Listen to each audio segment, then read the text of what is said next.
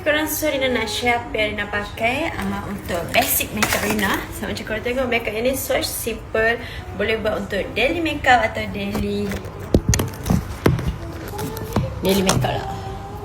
Macam korang nak makeup tak nak muka tu pucat sangat, korang boleh makeup style macam ni. So Rina nak share lah dengan korang foundation apa yang Rina pakai and something else. For foundation Rina akan pakai ni from Dior. Ini dah botol kedua dah. Kod dia nak ambil paling putih, maybe 005N.